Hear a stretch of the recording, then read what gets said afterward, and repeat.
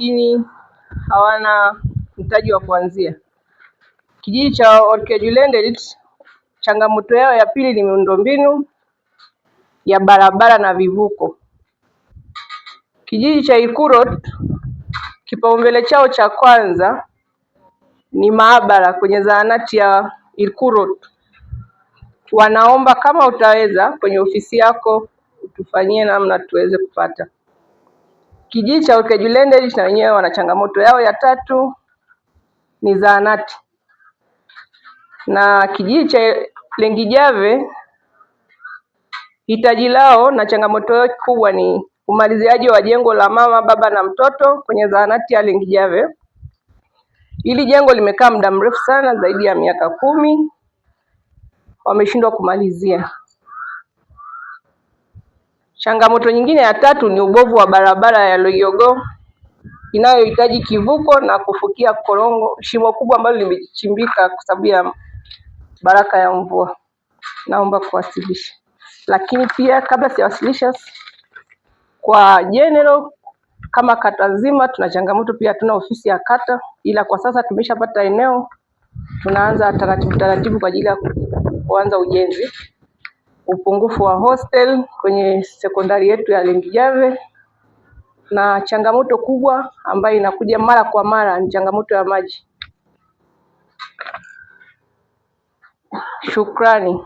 Tunaishukuru serikali ya awamu ya 6 kwa kuendelea kutekeleza miradi mikubwa katika kata yetu. Kwa sasa tumepata mradi mkubwa wa maji ambao unagharimu bilioni 1,663,483,377. Nashukuru sana.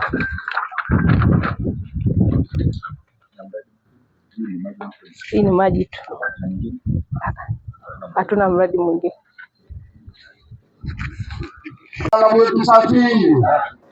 Basi naende kuchukua fursa hii kwa kumkaribisha mheshimiwa mbunge aweze kuwasalimia, aweze kusema jambo lolote ambalo Mungu atamwezesha aweze kutuambia.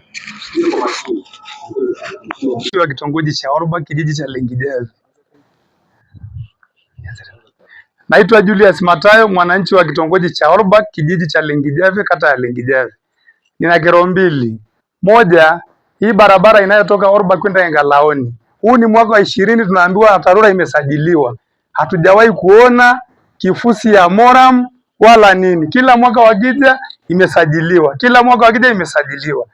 Lingine, tokea kupata uhuru, sisi pale kwetu hatuna umeme. Tunaangalia tu barabarani. Tunaomba mheshimiwa mbunge utusaidie basi tupate umeme. Tumeshanunua TV, tumesuka nyumba, lakini nguzo hatuna wala umeme hamna. Hizo ndio kero zangu mbili. Mimi langu ni moja tu. Mimi naitwa Francis Rikanga, mwananchi wa kijiji cha Lengijave, kata Lengijave. Pale juu mlimani tuna bomba ambalo ni la AUSA, na tunashukuru sana kwa mradi wa maji kwa sababu inafanya kazi kwa kiasi fulani. Lakini sasa mheshimiwa, yale maji yanajaa wakati mwingine na inafanya hata overflow. Inamwagika tu inatiririka kule. Huku chini tuna mifugo yanateseka kwa maji. Sasa kwa nini angalau isifanyike namna tukapata tawi ambalo hata kama ni kulipia, wananchi hawakatai kulipia, lakini maji yanamwagika bure na wakati mwingine mifugo inateseka hapo chini. Kwa nini hata AUSA isifanye namna ikatuwekea tawi la mifugo pale ili hawa mifugo wanaoteseka kupandishwa huku kila siku wakanywa ya maji, na pengine nchi iendelee kwa ile inayolipwa badala ya kumwagika tu na isitumike, na tunaona ni hasara kubwa. Swali langu ni hilo. Asante mheshimiwa. Paira ngutukang'amu madu Kiswahili nale ajo ito nanu aji ndooti le maripei molel ndooti maripet. Ore naa nanu entoki naishoo matudumunye aomonunye tukul paishukuru pilotu enewueji amu iyie oltakalang, iyie kinang'aki ntokitin pookin nikiata pinap aaki irkulikae. Kiata ena toki naji TARURA aa ninche orbaribara. Eetuo oshi neponu aatem orbaribara tende napaasha enkare atua shule mpaka otaata.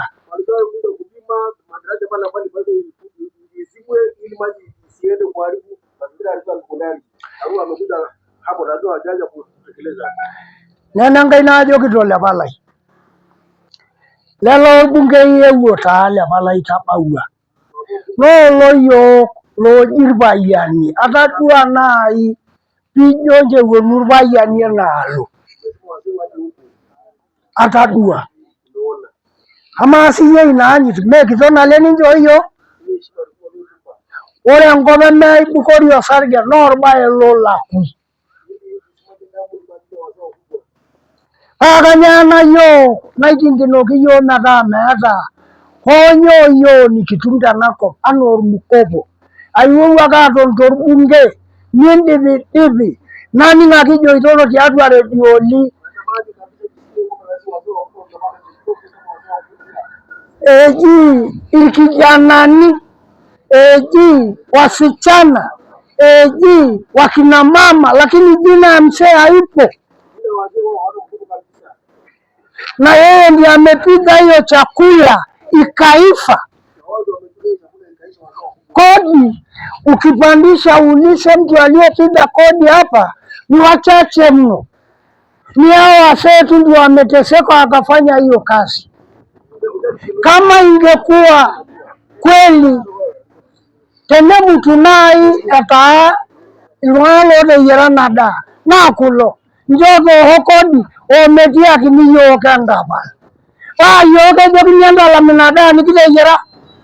Tanapa taa ina amu tenemutu etii eng'asiata inakop inyi naiguanareki naomonu piikipuo palo alimu peemeji irmarenke aua. Ajo ashe naleng. Asante mwenyekiti pamoja na kikao. Kwanza namshukuru ndugu yetu mbunge kwa kukaribia katika kijiji cha Lengijavi. Kwa majina naitwa Lengobiro Kitatinde Ndeo. Mimi sina mengi ya kuongea lakini na moja. Ndugu mheshimiwa mbunge pamoja na diwani yetu pamoja na serikali ya kijiji, hatujawahi wekewa kikao ya diwani, lakini nasikia sasa hivi mbunge alisema ni kasi endelee kwa pande zote, maana hakuna ubaguzi kwenye kijiji. Lakini mheshimiwa diwani, sijui ni nini kinakupa kero katika kijiji ili usituweke kikao. Hiyo tu. Kwa hiyo mheshimiwa mbunge, naomba sana hilo kero litoke kwenye wananchi, maana tunaumia. Wananchi ni kikao, watu ndio mali. Sasa mheshimiwa mbunge, ukija kama sasa hivi unaposema akina mama wako wapi, hilo ni kero kubwa sana. Kwa hiyo sina mengi ya kuongea, lakini naomba utatue hilo neno, maana kuna vikwazo. Asante mheshimiwa. Jina naitwa Lomnyak Singo Ilogiru,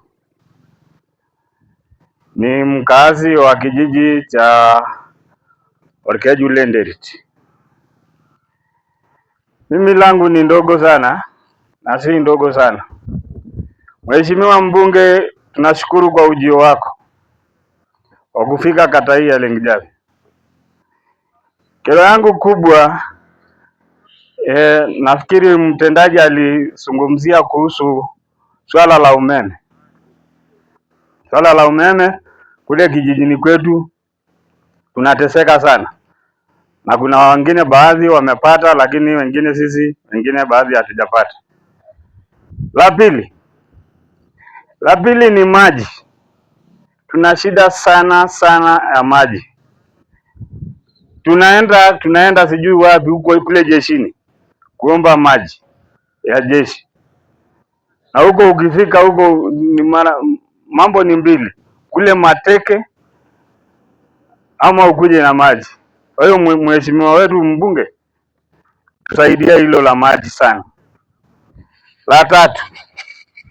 La tatu mabarabara hatuna. Mabarabara kabisa hatuna. Vivuko za watoto kuvuka kwenda shule shida. Wakati wa mvua watoto waendi shule, maana mafuriko ni kubwa sana. Kuna sehemu hata TARURA walikujaga wakapima, lakini walidisappear, hatujawaona tena. Kwa hiyo mbunge wetu, na wanne mbunge wetu tuangalie sana, maana sisi wengine tunanyanyasika sana. Tunanyanyasika sana ndani ya hii kata. Sana ndani ya vijiji. Na hatuna pahali pa kusemea. Hakuna kikao yoyote inayekatwa ndani ya kijiji wala kata. Kwa hiyo mheshimiwa, nenda na hilo. Tunanyanyaswa sana. Sisi ni wachimba hii Moram. Unayoona hapa tunachimba ndani ya hii mbuga. Sisi ni wachimbaji. Tunanyanyaswa sana hapo. Ushuru tunalipa, hatuoni inaenda wapi. Nalipa ushuru kwa kila gari 50,000. Unakuta kwa mwezi ama kwa mwaka milioni ya pesa ipo, lakini hakuna chochote inayoonekana ambayo inafanya ndani ya kata hii. Kwa hiyo mheshimiwa mbunge, nenda na hayo, ukitujalia kurudi tena, ukuja hata ukata hii kikao kabla siku 5, tuwatangazie watu ili ukute watu ambao ndio watu wako ambao ndio unawapenda kuwaona. Asante mheshimiwa. Naitwa Kishumuimi Oyeki Kivuyo, ni mwananchi wa kijiji cha Lengijave, kata ya Lengijave. Mheshimiwa mbunge, tu sisi tunakukaribisha katika kata ya Lengijave, ila mimi sina kero kwa sababu mengi yamenenwa, hasa mambo ya umeme na barabara. Mheshimiwa mbunge, naomba ulipeleke hilo. Ombi langu ni kuhusu hii barabara. Mheshimiwa mbunge, hii barabara hapa kutoka hapa mpaka haya maduka niko na mbaya. Hii ni mara ya 3 tukiomba tuwekee tuta. Mahali mlikuwa mmepiga kona pale kwenye Japanda inahitaji tuta kwa sababu ajali zinatokea mara nyingi sana kutokana na kutokuwa na tuta hapa. Asante mheshimiwa mwenyekiti. Katika kijiji cha Elkorot, kwanza kitu nachotangulia cha kwanza ni shukrani kwa mheshimiwa mbunge. Karibu sana. Na kwanza leo hata tutalala vizuri kwa kusikia kwamba umefika na kusikia kule bungeni sana. Mungu azidi kukupa nguvu. Na kingine umekuja ukasema kwamba kule bungeni umekuja kwa sababu kikao chetu chawekwa. Mungu atakujalia utafika salama. Mheshimiwa, kwa kweli sisi kero tunazotoa, kuna kero zingine ambazo naweza nikatoa watu wakalia machozi, kwa sababu umri tulionayo hii kata hatujawahi kupata matatizo wala hatuhitaji. Ili katika uchaguzi Mungu ameweka mkono ambaye tulibidi kutoa shukrani kanisani. Kwa hiyo hilo halipo, na vijana wako vizuri, na sasa hivi watu hata ambao hawaji kwenye vikao, hakuna kitu, ile ni mvuke kwamba kikao hajasikika vizuri. Tutakapopanga siku nyingine wakina mama zawadi yao wawekee. Tutamwambia mbunge atakuja na zawadi mtapata. Sababu wakina mama ana kero, lakini watu walioshiba ndani ya kata wanazuia watu wengine wasione serikali yetu. Wazee ni mashahidi. Kero ya kwanza mimi nataka kutoa, kwa kweli sisi ni wazaliwa hapa na tumefanya kazi nyingi za serikali na tunaelewa kwamba serikali ina msimamo gani. Kwanza sasa hivi kwenye vyombo vya habari huwezi kutudanganya kwamba serikali inapenda. Kitu kitengenezwa bungeni tunayo, ikitangazwa tunayo, sheria tunajua ipo. Huwezi kutuambia kwamba mimi nimekuja ukiwa mtumishi unakuja kutudanganya. Tunakuangalia. Tuna kero moja iko hapa ndani ya hii kijiji, lakini Mungu anisamehe. na nitaongea vizuri, na pia baadaye mtanisamehe kama mtaumia, mkalale vizuri, Mungu atawajalia. Hata huku nasema baba, tumekaa ndani ya hii kijiji. Kijiji kina maendeleo kwa sababu toka miaka yote hamna vita, kila siku mtu anakuja tunapita vizuri. Lakini tuna miradi kubwa sana ambayo leo tungekuwa matajiri. Hii Moram haiko kwenye mikoa zingine zote, ziko mkoa wa Arusha na iko kwenye wilaya ya Meru tu. Hii ndio mnajengea yote kila mahali mpaka Babati. Lakini leo naambiwa kwamba sisi wazawa hapa hata kiatu hakuna. Lakini watu wengine wametajirika. Mheshimiwa, nimechimba miaka 21. Sina hata kiatu. Unaikusanya tu haijulikani. Kila mtumishi anayekuja. Lakini naomba msinipige mawe baada ya mbunge kwenda.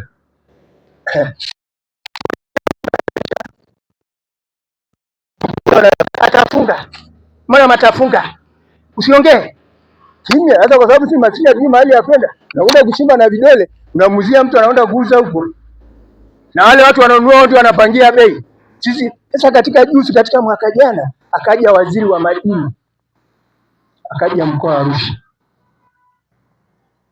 Waziri wa madini tukaenda kule. Kwa sababu Wizara ya Nishati na Madini ilikuwa inafanya kazi hapa, walikuwa wametupa leseni, mimi nilikuwa mwenyekiti wa kijiji. Nikachukua leseni nikachukua cha kijiji kwa ajili ya usalama uchimbaji. Ile leseni baada ya mimi kustaafu nikaacha, hawajalipia ikaishia. Wakaja kuambia watu mara hailipiwi leseni. Mwishowe mimi waziri alipokuja tukaenda kikao. Bahati nzuri mimi nikachaguliwa kuwa mwenyekiti wa wachimbaji wilaya ya Rumeru. Tukatembelea wilaya yetu na viongozi, yuko Arambo, yuko viongozi wa madini, tukaenda kule Oljoro. Tukakuta watu kule wana kazi. Watu kule wanafanya kazi na leseni zao. Serikali inaelewa leseni yao, wanalipa kodi. Ukishalipa kodi inaingia kule TRA, kila kitu tunapokea kodi yako inaenda kule. Wana malori, wananunua, wanauza huko mjini. Sisi huku wale wanaokuja kununua huko wanakuja kununua watu wa mjini, wanatoa leseni, wanakuja wanakata leseni ya serikali mahali yote, wananunua mwana wanauza Babati. Sisi tunakaa hapa. Tukaja kuduka baada ya mimi kupata ile leseni nikaenda kutafuta leseni. Kaambia vijana, sichimbi Moram lakini mimi na ili shimo langu tutaendelea kula kwa sababu hii Moram ipo. Tukakaa vizuri, tukaandika barua tukamwandikia mtendaji wa kata. Bwana, sisi tunaomba leseni katika Wizara ya Nishati na Madini. Akatutambulisha. Tukaondoka tukaenda Wizara ya Mashamba. Tukapewa leseni, tukaambiwa kama mtalipia aende Dodoma. Kaenda Dodoma. Kaenda kwa waziri, waziri akapitisha. Kaingia kwa Aramuo. Ilipoingia kwa Aramuo akasema tayari leseni hiyo imetoka waziri. Akatupa leseni. Tutakupa kopi. Baada ya kutupa leseni, upishe kidogo maana ana haraka. Endelea. Baada ya kupewa leseni nikaleta leseni. Nikaambiwa nienda kwa mkuu wa wilaya, nikapeleka taarifa. Kwa mkurugenzi, nikapeleka taarifa. Nikamwambia nenda TRA naambia kwamba nataka kufanya biashara kwa ajili ya maana. Nikasema nifanyeni. Sisi tukasema kwamba hii kazi kuja kugundua kila siku tunalia shida kwamba hela za serikali ziko wapi? Kazi ya wachimbaji ziko wapi? Kumbe kule Mirongo watu wanapewa malori, wanakopa kwa sababu ana nini? Ana mashimo anayechimba. Tukasema kwamba na sisi tukate leseni, tuchimbe, tuuse mara na rishiti serikali kwenye mtandao kwenye mashini ipate kwamba license number fulani inafanya kazi ili niweze kulipa TRA, ili nikienda pale tukifuga tupate hela, tununue magari tufanye kazi, hata na kununua zingine za kufuga. Mheshimiwa, nikaleta hiyo nani yangu. Nikaleta ofisi ya kata hii hapa. Nikaambiwa bana, tumekupokea lakini enda andika barua ili tuite ODC iangalie kwamba leseni watatoa au hawatoi. Nikasema sasa kitu gani kimetoka kwa waziri? Msubiri mbunge au mpaka waziri atakapokuja. Nikaweka mfukoni nikanyamaza. Toka mwezi wa 10 mpaka leo. Nilipoambiwa kwamba leo umekuja, nikasema nikukabidhi kama ifanye nini? Mtoa.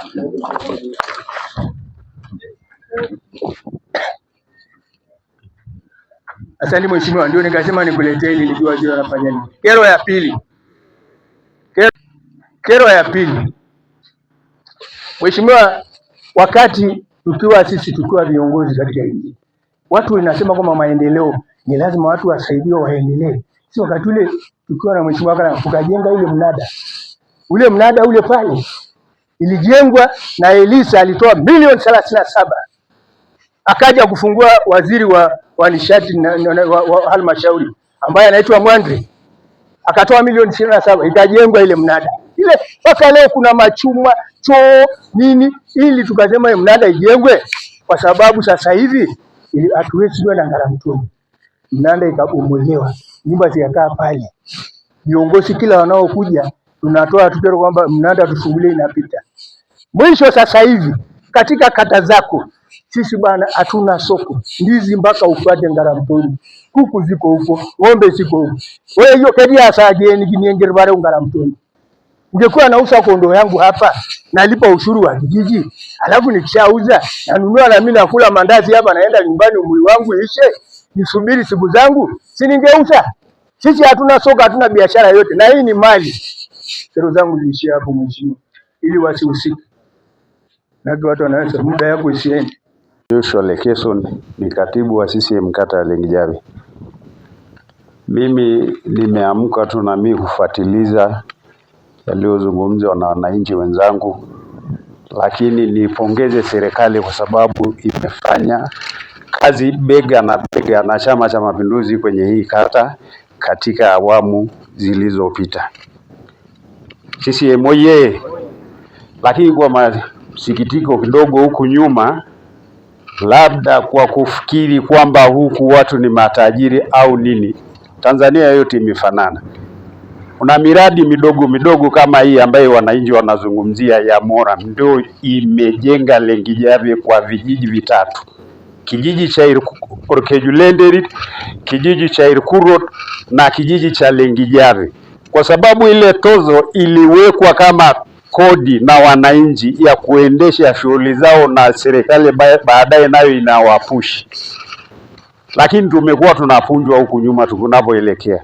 Tunahudhuria kwenye halmashauri kuu ya wilaya, lakini tuliwahi kujaribu kunung'unika na kuelezea uhalisia kwamba wakati wa kugawanya kupitisha budget, wafanye budget kwa uwiano wa kata zote, kata zingine zizinung'unike.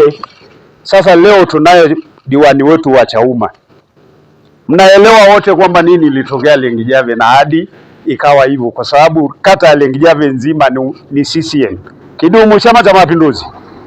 Lakini wote tunaelewa nini kilichotokea, au simanzi ile iliyotokea. Hata hiyo tarehe 29 Lengijavi ilikuwa shwari, watu hawakusukumana, hakuna aliyemtusi mwenzake, lakini wamefanya mabadiliko ya upendo wao, si ndio? Kidumu Chama cha Mapinduzi. Mimi langu Mheshimiwa mbunge ambalo nataka nikupe kama katibu wa Chama cha Mapinduzi, mlinzi wa ilani wa utekelezaji wa ilani, wanapofanya mgawanyo pale kwenye budget, kusiwe na kata ambaye inaachwa nasema ni matajiri. Kama nilivyokuambia, ile kodi kidogo imefanya maendeleo makubwa kwenye vijiji vyote vitatu na kwenye kata, na nyie wote ni mashahidi, kwa sababu kama umepita shule zetu zote mambo yamefanyika, vijiji vyetu vyote mambo yamefanyika. Vijiji viwili vimejenga zahanati, na hata hicho kituo cha afya na mtoto ambaye imejengwa kuanzia mwaka 2021 tulilalamikia ile milioni 50 kwamba haikutendewa haki. Mkurugenzi akakataa kufuatilia, kwa sababu hata wewe mwenyewe ukifika pale utapiga tu macho, utaona kwamba mambo hayaendi vizuri. Sasa mimi nashirikiana na mheshimiwa diwani kwamba waache kupunja, kwa sababu wanaelewa kwamba hii kata ni ya Chama cha Mapinduzi, ni ya Watanzania. Lakini kama miradi, sisi tumehudhuria halmashauri iliyopita budget iliyoishia Desemba 2025, tulikuta si kata yetu ni hewa, tunaandikiwa wamechanja mifugo, hela imetengwa, lakini sasa mifugo yetu hata sisi wengine hakuna kitu kilichofanyika. Kwa hiyo fuatilia hilo kwamba hii kata ni yako, imekupa kura vizuri. Fuatilia, waache kufanya longolongo ya kutofanyaje, kutoitendea haki, kwa sababu hata mtendaji ulikuwa unamuuliza kwamba awamu hii iliyopita mmetengewa nini, akakwambia hamna. Sasa inaonekana sisi ni wasindikizaji kwa sababu ni matajiri. Wapi? Na hatuwezi kushinda kata ya Kisongo, hatuwezi kushinda kata ya Oljoro. Wale ndio matajiri wampata hela nyingi sana. Sisi ni laki ambayo imesemekana, lakini imefanya kazi huko ndani ya vijiji. Kidumu Chama cha Mapinduzi. Yangu ni hayo. Ni mawili yanayohusiana na maji. Swali la kwanza nilikuwa naulizia maji ya Ausa ya Lengijave hapa, lakini kwa ofisi yetu ya Ruwasa tunashughulika na vijiji viwili kwenye kata hii, kijiji cha Elikuroti na Orkejulendereti, lakini ili la Ruwasa nitalibeba, nitapeleka kwenye ofisi ya Ruwasa kwa sababu wote ni washirika wa maji. Kwa upande wa vijiji viwili wa Orkejulendereti na Elikuroti, Mheshimiwa Mbunge, tuna mradi mkubwa wa zaidi ya bilioni 1 ambao unaendelea kwa sasa. Mradi ule unatekelezwa kwa kusuasua kwa sababu mkandarasi anayetekeleza mradi ule mpaka sasa hivi hajapewa hata shilingi 5, na kwa mkataba alioingia anatakiwa apewe advance payment, fedha za awali, lakini mpaka sasa hivi hajapata chochote, lakini amekwisha kuanza msingi wa tenki la lita 300,000 kwa kusuasua. Kwa hiyo Mheshimiwa Mbunge, tunakuomba kama unaweza ukatusaidia kusukuma tuweze kupata fedha hiyo kwa wakati, ili tuweze kumuhimiza kandarasi aweze kuongeza spidi kwenye utekelezaji wa mradi huo. Asante. Hii overflow ni ya Ausa maji mjini. Nitalichukua, nitalipeleka kwenye ofisi za Ausa kwa sababu wote tunashirikiana. Wananchi tukuachane na huyo wa maji, baadaye tutaongea. Maji yanamwagika kule, ametoa hata mtaro, ametengeneza mtaro. Hiyo inayomwagika kule wapi? Sio ni muda aje kule wapi? Wananchi wa kitongoji cha Orbak, maji yamepasua bomba kule mpaka imetimba mtaro pale. Ndio hilo nimesema Mheshimiwa Mbunge, aliko chini ya ofisi yetu. Hilo liko chini ya ofisi ya maji mjini na nimelichukua, nitalipitisha kwenye ofisi za Ausa. Tambua kuwa mikopo ya wanawake, vijana na watu wenye ulemavu katika kata hii inatekelezeka, na katika awamu iliyopita Aprili Juni, kata hii imepata mkopo vikundi viwili, kikundi kimoja cha wanawake na kikundi kimoja cha vijana, ambapo milioni 18 imetolewa katika kata hii. Lakini kuna fursa nyingine ya mkopo wa Mama Samia ambao unapitia benki kwa ajili ya wajasiriamali. Kwa hiyo wazee, katika kipengele hiko mnaingia. Kama wewe mzee ni mjasiriamali, aidha unafanya biashara au unafuga, unasajiliwa katika mfumo, unapata kitambulisho cha mjasiriamali ambacho gharama yake ni 20,000. Ukipata hiko kitambulisho unaenda benki wanakukopesha huo mkopo ambao una riba ya 7%. Lakini serikali haijawaacha wazee. Kuna matibabu bure. Mzee unapoumwa, umeshindwa gharama za matibabu, unaenda ofisi ya kata, unapewa barua ya utambulisho na unapewa matibabu bure. Wazee oye! Wazee oye! Nimewajibu sijawajibu? Asante sana. Ningependa kujibu swali la Julius na Lomnyaki.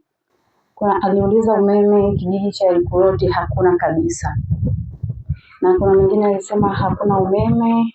Ile Elikuroti hakuna kabisa, ilikuwa kwa mtendaji hapa, ilitokea kwenye changamoto. Na kuna mwingine alisema hakuna umeme, baadhi ya maeneo akasema hapo juu anaona umeme kwa chini. Na Lomnyaki pia alisema hakuna umeme baadhi ya maeneo ya Elikuroti.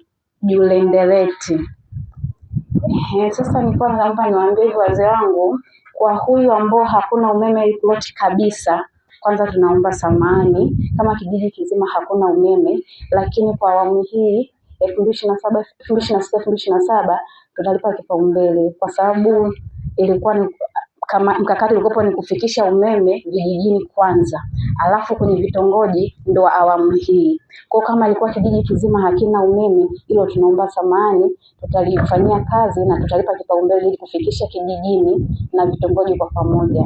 Lakini kwa vitongoji ambavyo havina umeme tunavifikisha, na hii ndo awamu yenu. REA itafika huu mwaka 2026 2027 mtafikishiwa umeme mwaka kwa vitongoji vyote, kwa sababu ndo awamu yenu. Ilikuwa ni kufikisha vijijini kwanza na sasa ni kwenye vitongoji. Asante, sijui nimejibu kwa fasaha. Madarasa yanavuja, kwa hiyo tumeiongelea sana kipindi kingi. Pia tumekuwa tukipeleka taarifa ngazi ya wilaya, ngazi ya halmashauri kwa ajili ya kufanyia ukarabati. Kwa hiyo wananchi na wenyewe na ngazi ya kata wanazidi kupushi ili shule zetu zifanyie ukarabati. Asante sana Mheshimiwa Mbunge. Afisa elimu yuko wapi? Niko kwa niaba yake alipata zana.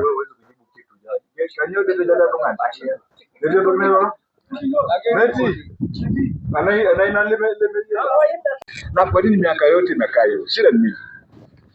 Hiyo imepita. Kuna story zingine hiyo ni majibu na yako. Haya. Tuombe mtendaji atueleze kwanza. Jamhuri ya Muungano wa Tanzania tumekuwa na tabia si akishindani kujibizana, lakini Mheshimiwa Mbunge, mfano mzuri huu umeitisha tangu na uwezo wa kusema hapa kwamba je, huwa tunawasomea watoto na matumizi na mnasema mjui hela zinapofika. Hawa ni wachache tu ambao na wenyewe changamoto,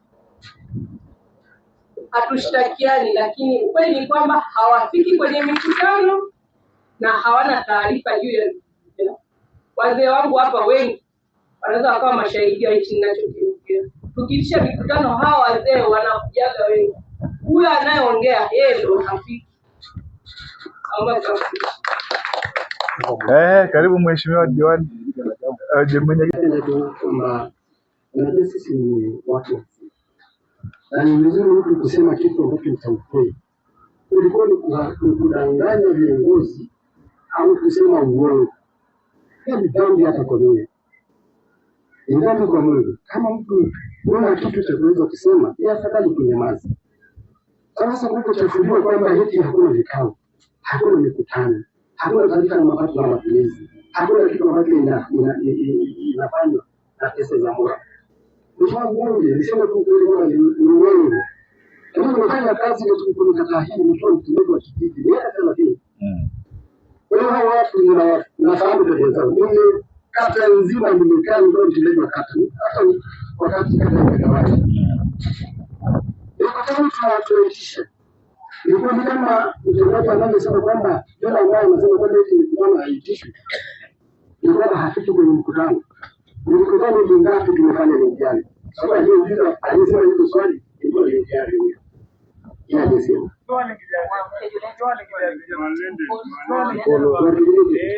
Mikutano inafanyika mwisho Julai. Mwisho Mungu. Mikutano inafanyika na taarifa ya matumizi tunawapelekea wenyewe ambao hao watu na bahati nzuri kwa sababu pesa hizo zinataka kidogo. Inakwenda na wanaotupangia ni wilaya kama sio tunapanga kwamba na kwa kiasi fulani ya kufanya kazi. Pesa inaingia benki. Hakuna kitu kinachoonekana mkononi mwa watu. Hakuna. Kwa hiyo naomba kwamba ni vizuri kwa sababu sisi ni watu wa hatari. Sema tu ukweli, sema shida ambacho inatoa ukweli, sio kuwachafua watu. Sababu hiyo ni kuchafua. Unachafua kata nzima. Unachafua viongozi wote. Kwamba eti hawaishi mikutano. Kuna kweli kuna taarifa ambayo haijapatikana ndani ambayo haijaishia mikutano au ya mapato na matumizi haijasoma. Tunaomba kwamba tumweleze mbunge shida zetu ambazo tunazo, tumweleze mbunge yale yote ambayo inatokea sisi wote, lakini mambo ya mikutano jamani, tunafanya pamoja na kuna sherehe, kuna misiba, lakini Mungu anatufunguliaga na tunafanyaje? Tunafanikisha tunataka mjumbe tuwanye kikao tata hakuna mwisho ndio jolo kwa sababu eti tunataka hili majiro na inaisha. Nilipanga ziara yangu yote hakuna kikao nilichokifanya. Kisa haikukaa mna kesho. Haikukaa si ndugu yangu. Mnasema viongozi ndio? Ndio. Kwa hiyo nawaambia kila siku nitakuja kuambia mbele ya mbunge. Msiba sina shida msiba. Ndio msiba unaisha. Mungu anaishi.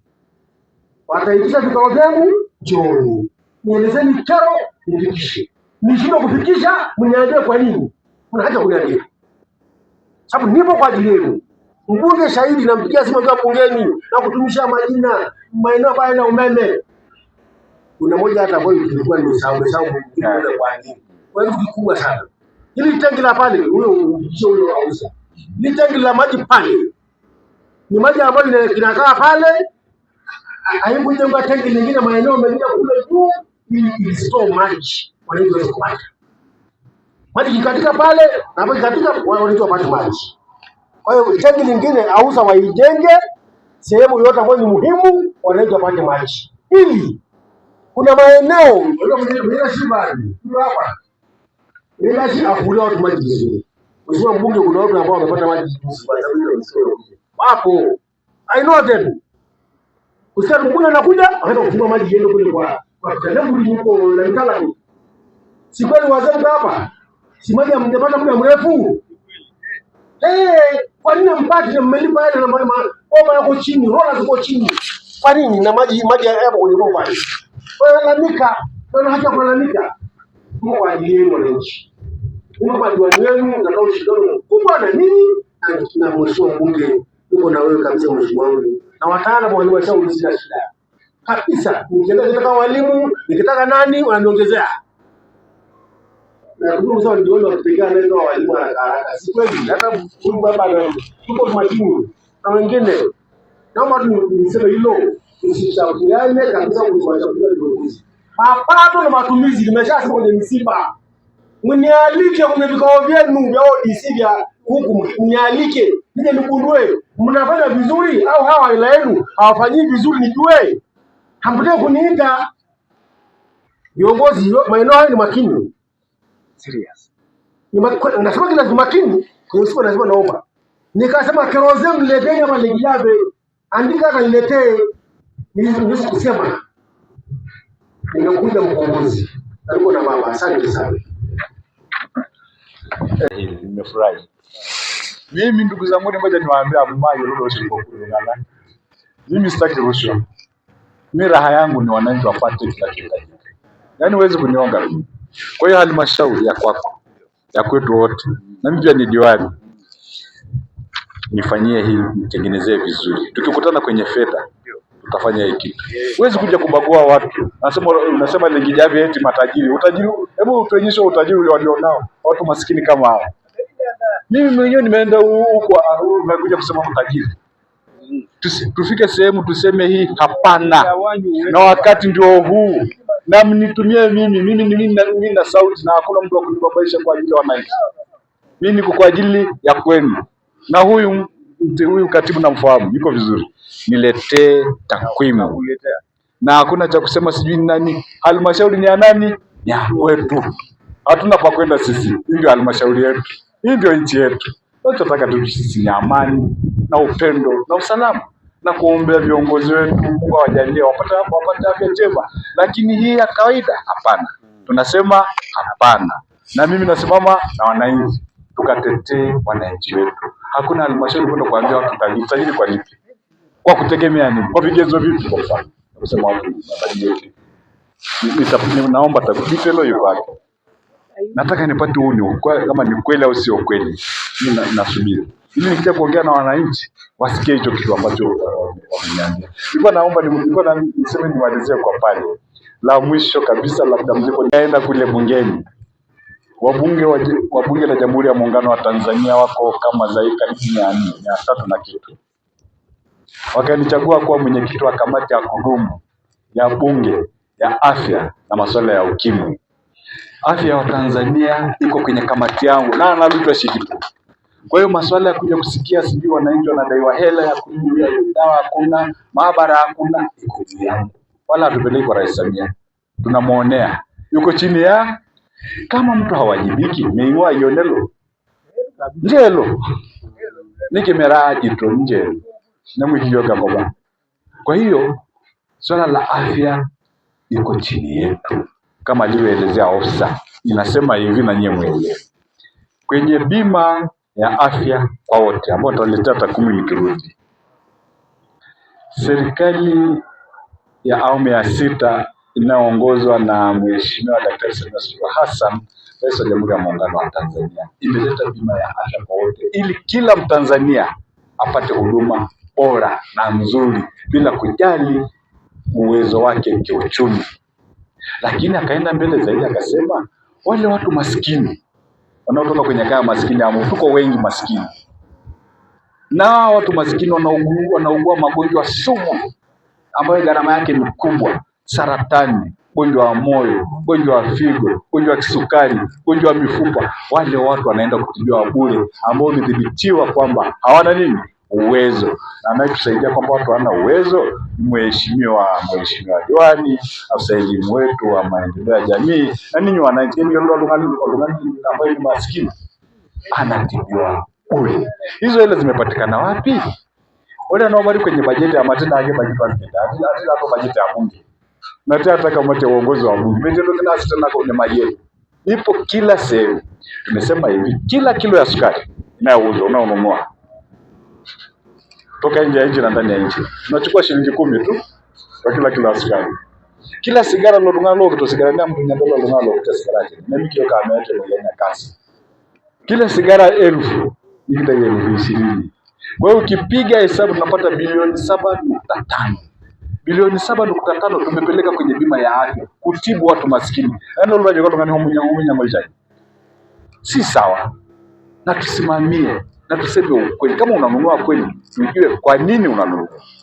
Miliona juzi nikitetea hospitali ya wilaya, hospitali yetu ya wilaya Ologomiti. Ile hospitali ya wilaya nataka tuifanye kama hospitali ya rufaa ya mkoa. Ipatikane kila kitu. Vitu vya maabara, vitu vya vipimo vya x-ray, dawa zipatikane kwa wakati wote, na dawa zote zipatikane na watumishi wao. Huyo ndio Mheshimiwa Daktari Samia Suluhu Hassan, Rais wa Jamhuri ya Muungano wa Tanzania, anawapenda watu wake. Tatizo kulotungana lo DJ lo ile sana. Na hiyo kinasio wakome. Kwa hiyo nawashukuru wananchi, ndio nilikuwa nataka tuseme hayo kwamba kwa sababu mbalimbali ambazo zilikuwa juu ya uwezo wao hawawezi kufika, tukasema kwamba tukawaomba wananchi tuwe na kikao kingine kwa ajili ya viongozi wa wataalamu kuja kutuelezea kuhusu barabara. Lakini nilisema tuko swala la maji, tulikubaliana kimsingi kwamba miradi 8 mikubwa iliyoko katika jimbo la Mbeya Magharibi yanaenda kumalizwa hivi sasa. Miradi yote ambayo imefikia zaidi ya 50% ya utekelezaji, serikali inaenda kutoa fedha kumalizia. Ikiwepo mradi wa Lengijave wa bilioni 6, bilioni 3 imeshalipwa na serikali inaleta bilioni 3 katika bajeti hii itamaliziwa. Haya mambo mengine ya waliosema wananchi ya matenki watakuja kuelezea viongozi wetu wa taasisi za maji